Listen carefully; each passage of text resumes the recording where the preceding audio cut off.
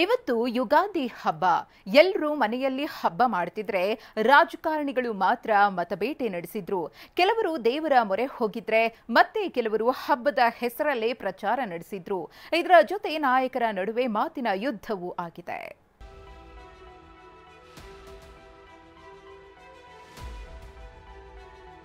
ಪ್ರಚಾರ ಆರಂಭಿಸಿದ ಲಿಂಗಾಲೇಶ್ವರ ಸ್ವಾಮೀಜಿ. ಸೈಲೆಂಟ್ ಆಗಿ ಸಾಗಿದ್ದ ಧಾರವಾಡ ಲೋಕಸಭಾ ಅಖಾಡ ಲಿಂಗಾಲೇಶ್ವರ ಶ್ರೀಗಳ ಎಂಟ್ರಿಯಿಂದ ರಂಗು ಪಡೆಯುತ್ತಿದೆ. ಕೇಂದ್ರ ಸಚಿವ ಪ್ರಹ್ಲಾದ್ ಜೋಶಿ ವಿರುದ್ಧ ಕೆಂಡ ಕಾರ್ತಿರೋ ಲಿಂಗಾಲೇಶ್ವರ ಶ್ರೀ ನಿನ್ನೆಯಷ್ಟೇ ಚುನಾವಣೆ ಸ್ಪರ್ಧೆಯ ಘೋಷಣೆ ಮಾಡಿದ್ರು. ಇವತ್ತು ಹರಿಹರಕ್ಕೆ ತೆರಳಿದ ಸ್ವಾಮೀಜಿ ಪಂಚಮಸಾಲಿ ಪೀಠದ ವಚನಾನಂದ ಶ್ರೀಗಳ ಜೊತೆ ಚರ್ಚೆ ನಡೆಸಿದ್ರು.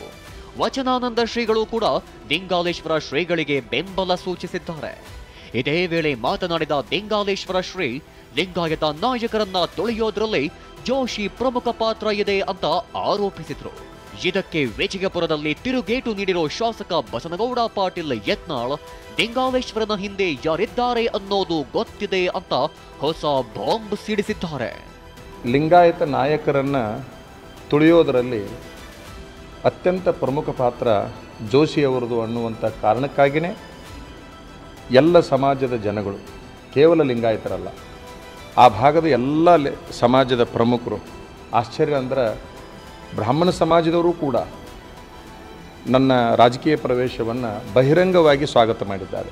ಭಾರತ ಉಳಿಬೇಕು, ಹಿಂದೂ ಸನಾತನ ಧರ್ಮ ಉಳಿಬೇಕು, ಭಾರತ ಜಗತ್ತಿನ ವಿಶ್ವಗುರು ಆಗಬೇಕಾದ್ರೆ ನರೇಂದ್ರ ಮೋದಿಯವ್ರು ಬಿಟ್ಟರೆ ಯಾರೂ ಇಲ್ಲ. ಯಾರು ಬೇಕಾದವ್ರು ನಿಂದಿರಲಿ, ಅದೇನು ಆಗೋದಿಲ್ಲ. ಅವರು ಯಾರು ನಿಲ್ಲಿಸ್ಲಾಕತ್ತಾರೆ, ಯಾರು ಏನು ಆಟ ಆಡಕತ್ತಾರೆ ಎಲ್ಲ ಗೊತ್ತಿದೆ.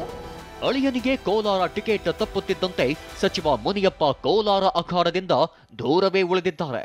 ಮೊನ್ನೆ ಪ್ರಚಾರ ಸಭೆಗೂ ಗೈರಾಗಿದ್ರು. ಹೀಗಾಗಿ ಸ್ವತಃ ಕಾಂಗ್ರೆಸ್ ಅಭ್ಯರ್ಥಿ ಗೌತಮ್ ಇವತ್ತು ಮುನಿಯಪ್ಪರನ್ನ ಭೇಟಿಯಾಗಿ ಚರ್ಚಿಸಿದ್ದಾರೆ. ಪ್ರಚಾರಕ್ಕೆ ಹೋಗ್ತೀನಿ ಎಂದ ಮುನಿಯಪ್ಪ ಗೌತಮ್ ನಮ್ಮ ಸಂಬಂಧಿ ಅಂದ್ರು.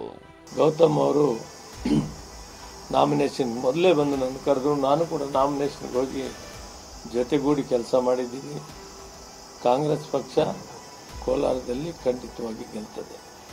ಗೌತಮ್ ಅವರು ಬಹಳ ದೂರದವರಲ್ಲ, ನನಗೆ ಹತ್ತಿರ ಸಂಬಂಧಿಗಳು. ಅತ್ತ ಮಂಡ್ಯ ಅಖಾಡ ಕೂಡ ದಿನೇ ದಿನೇ ಕುತೂಹಲದ ಕಣವಾಗ್ತಿದೆ. ಸಿಎಂ ಕುರ್ಚಿಗಾಗಿ ಕಾಂಗ್ರೆಸ್ನಲ್ಲಿ ಮಾಟ ಮಂತ್ರ ಗುದ್ದಾಟ ಆಗ್ತಿದೆ ಅಂತ ವಿಪಕ್ಷ ನಾಯಕ ಆರ್ ಅಶೋಕ್ ಆರೋಪಿಸಿದ್ರು. ಇದಕ್ಕೆ ತಿರುಗೇಟು ನೀಡಿರೋ ಸಚಿವ ಚಲವರಾಯಸ್ವಾಮಿ ಅವರಿಗೆ ಬೇರೆ ಕೆಲಸ ಇಲ್ಲ ಎಂದಿದ್ದಾರೆ. ಆದರೆ ಸಿದ್ದರಾಮಯ್ಯನವರ ಬೆಂಬಲಿಗರು ಮತ್ತು DK ಬೆಂಬಲಿಗರ ಒಡೆದಾಟ, ಒಬ್ಬರು ಕುರ್ಚಿನ ಉಳಿಸ್ಕೊಳ್ಳೋಕ್ಕೆ ಒಡೆದಾಟ ಮಾಡ್ತಾ ಇದ್ದಾರೆ, ಇನ್ನೊಬ್ಬರು ಕುರ್ಚಿಯನ್ನು ಪಡೆಯೋದಕ್ಕೆ ಮಾಟ ಮಂತ್ರ ಎಲ್ಲ ಶುರು ಮಾಡ್ಕೊಂಡಿದ್ದಾರೆ. ಅವರಿಬ್ಬರಲ್ಲಿ ಜಗಳ ನಡೀತಾ ಇದೆ. ಸಿದ್ದರಾಮಯ್ಯನವ್ರು ಉಳಿಸಿ ಅಂತ, DK ಅವ್ರು ಕೊಡಿಸಿ ಅಂತ ಅವ್ರ ಹತ್ರ ಅಜ್ಜಿ ಹೋಗಿತ್ತಂತ ಇದನ್ನ ಒಂದು ವರ್ಷದಿಂದ ಹೇಳ್ತಾರೆ, ಕಿತ್ತಾಡ್ತಾರೆ ಅಂತ. ಅವ್ರು ಕಿತ್ತಾಡ್ತಾನೂ ಇಲ್ಲ. ಈಗ ಜಯಂತ್ ಪಟೇಲ್ ಹೇಳಿದ್ರಲ್ಲ, ಹಂಗಾಯಿತು. ಚುನಾವಣೆನೂ ಆಯಿತು, ಮುಖ್ಯಮಂತ್ರಿನೂ ಆಯಿತು, ಆರಾಮಾಗಿದ್ದರು.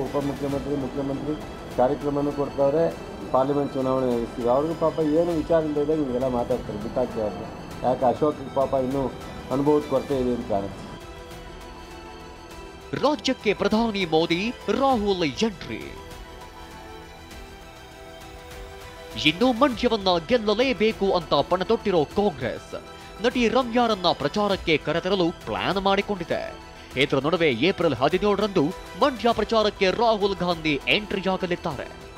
ಇನ್ನು ಇದೇ ಭಾನುವಾರ ಅಂದ್ರೆ ಏಪ್ರಿಲ್ 14ರಂದು ಪ್ರಧಾನಿ ಮೋದಿ ರಾಜ್ಯಕ್ಕೆ ಎಂಟ್ರಿಯಾಗ್ತಿದ್ದಾರೆ. ಮಂಗಳೂರಿನಲ್ಲಿ ಬೃಹತ್ ಸಮಾವೇಶ ನಡೆಸೋ ಮೋದಿ ಅದೇ ದಿನ ಸಂಜೆ ಬೆಂಗಳೂರಲ್ಲಿ ರೋಡ್ ಶೋ ಮೂಲಕ ಮತಯಾಚನೆ ಮಾಡಲಿದ್ದಾರೆ. ಹೀಗೆ ಹಬ್ಬದ ದಿನ ಕೂಡ ವಿರಾಮ ನೀಡದೆ ನಾಯಕರು ಮತ ಭೇಟಿಗೆ ಇಳಿದಿದ್ರು. ಇದರ ನಡುವೆ ಪ್ರಧಾನಿ ಮೋದಿ ರಾಹುಲ್ ಎಂಟ್ರಿ ಬಳಿಕ ರಾಜ್ಯದಲ್ಲಿ ಚುನಾವಣೆ ಕಾವು ಮತ್ತಷ್ಟು ಹೆಚ್ಚಾಗಲಿದೆ. Bureau report, TV9.